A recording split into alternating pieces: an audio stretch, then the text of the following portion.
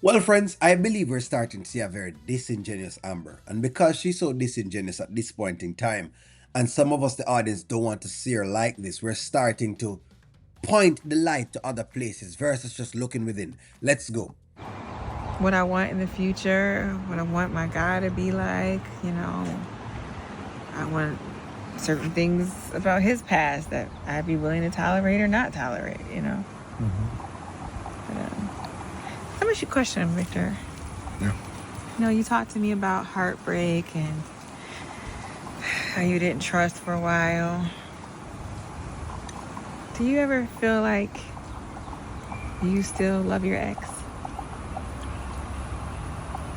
I mean, love. I think that you can care about someone a lot. Okay, so this is another viewpoint. So Victor is saying, okay, so love, Victor is trying to pass it off as into care. I think you can love two people at once. You really and truly can love your ex pretty much. You can have love for your ex nonetheless. However, you understand that at this point in time, it is not meant to be that you two are to be together. It doesn't make you a bad person. None of that at all. So let's just make that there. You can want someone to be happy in their life, if you call that love. But I think you can only love one person, like truly love, where there is no space for two people in that. So you don't think that somebody could love two people at the same time? Then I don't think that you don't love anyone and you just haven't found the right person. All right, so this is weird because if you're saying you can't love two people at one time, so then let's transfer the term love then. So in other words, if you have four kids, you don't really love all four at once. You only can love really one of them. Is that what you're saying?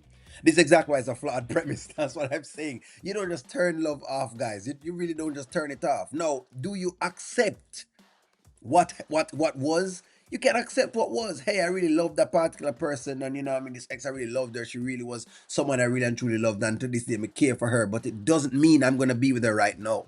That can be an answer. I don't know why people are trying to say them can shift around the entire thing.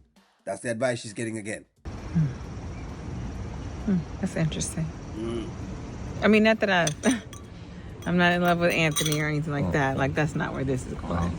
The counselor just asked us about our previous relationships. That's all, and so it just kind of got me to thinking. That's all. Yeah, I feel like if you share your time and emotions and with a person through a period of time, it's hard to disconnect that. That doesn't mean that you want to be with them or like that is like love. You can. And that sounds a little bit different what Victor is saying. No, because that's kind of what I'm saying before. Trying to see exactly if you can play around and skirt to the issue. And the problem I'm having with people is that they're trying to skirt around the issue. So every single time they bring up this Wayne thing, what people do is they say, but what about standing up at Rolanda's weather? But what about, what's happening to Shane? I'm saying, guys, calm down. Just answer the question. Answer the question genuinely from a genuine space. Hey, this is what advice is, and then move on. However, it is the person that wants to take that, that's how they take that. But you've given them the honesty. That's the point.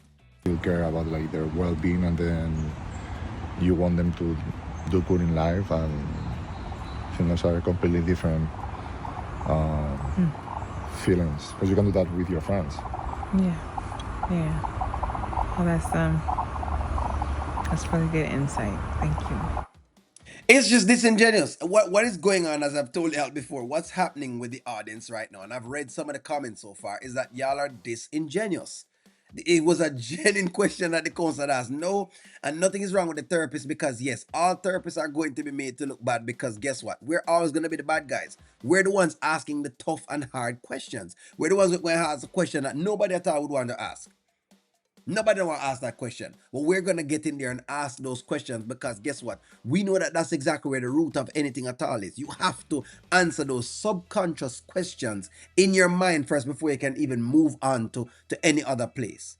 But hey, another instant again. And as I've said before, that's my belief here. We're going to go on a live for this because we have a lot to discuss. Let me know what y'all think. Like, share, comment, subscribe, and talk to y'all soon.